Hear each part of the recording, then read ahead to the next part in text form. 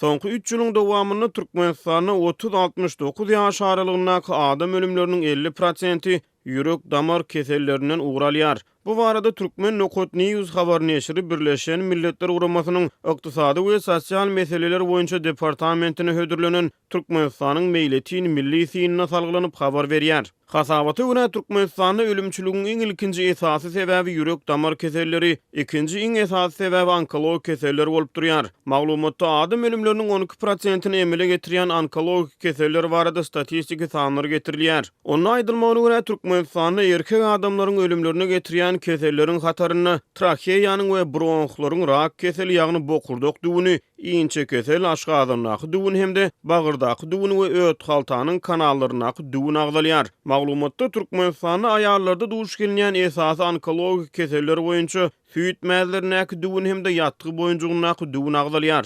Goloýda Azatlyk radiosynyň habarçylary bilen gizlinlik şertlerine söhbetdeş bolan Aşgabatly lukmanlaryň ençemesi Türkmenistanlaryň arasynda ýürek damar we rak kesellerine köp duş gelýändigini tasdiklady. Ýöne bu barada anyk sanlaryň aýan edilmeýändigini bellediler. Aşgabatly habarçy 18-nji iýunda ýetiren maglumatyny bu barada habar beripdi. Aşgabatyň rak keselleri bejerýän hastahanasy ýasagdan doly. Bu ýerde ölýän adamlar köp, statistika gizlenýär diýip habarçy Aşgabatly bir lukmanyň sözlerini getirdi. Türkmen Nokot News neşriniň ýazmagyna görä Türkmenistanyň meýletin milli sinine ýurdun saglyk we beýleki käbir pudoklaryny değişli statistiki sanlar agdalýar. Ýöne belli ugurlary değişli görkezüjiler mälim edilmeýär.